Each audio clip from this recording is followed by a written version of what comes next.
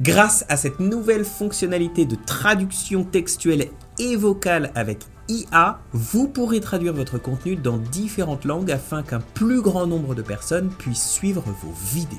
C'est l'un des nouveaux outils disponibles dans la dernière version de Filmora, la 13.2.6, et je suis sûr que vous allez être impressionnés. Dites-nous dans les commentaires si vous avez déjà eu cette envie de produire du contenu dans d'autres langues. Dans cette vidéo, on va travailler sur la traduction de ce morceau. Il s'agit d'une technique visuelle obtenue en joignant deux clips différents dans le but de faire correspondre deux actions. Alors, pour activer la fonction, sélectionnez votre clip. Cliquez sur l'icône de traduction IA. Une fenêtre s'ouvre alors et vous est proposé un premier menu déroulant vous donnant accès à une traduction et de l'audio et du texte, ou alors une traduction uniquement du texte. Dans langue source, sélectionnez celle qui correspond à la langue de votre vidéo. Dans la langue cible, choisissez l'une des 23 options disponibles pour traduire votre contenu. Pour cet exemple, on va choisir l'anglais. Alors, je vous conseille de laisser le bouton radio auto-association activé, cela permettra de gérer automatiquement les correspondances du nouveau fichier traduit dans la timeline. Une fois fini, appuyez sur traduire. Donnez à Filmora quelques minutes pour compléter votre traduction. This is a visual technique obtained by joining two different clips in order to match two. Comme vous pouvez le voir, Filmora a généré un nouveau clip audio correspondant à la traduction vocale de votre clip. Si vous souhaitez entendre la voix originale, il vous suffit alors de couper la piste audio de la traduction. Cliquez ensuite avec le bouton droit de la souris sur le clip original et décochez l'option sourdine. De cette façon, les gens pourront voir la vidéo originale, mais sous-titrée dans leur langue. Il s'agit d'une technique visuelle obtenue en joignant deux clips différents dans le but de faire correspondre deux actions. C'est le genre d'outil qui va devenir indispensable dans vos montages. Et si c'est déjà le cas pour vous, n'hésitez pas à vous abonner à notre chaîne, bien évidemment.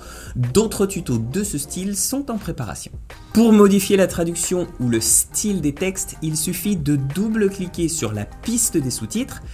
Et c'est dans ces cadres que vous pourrez opérer manuellement toutes les modifications nécessaires sur votre texte. Alors dans cette section située au-dessus du retour image, vous pouvez modifier la police, la taille et le style de votre texte.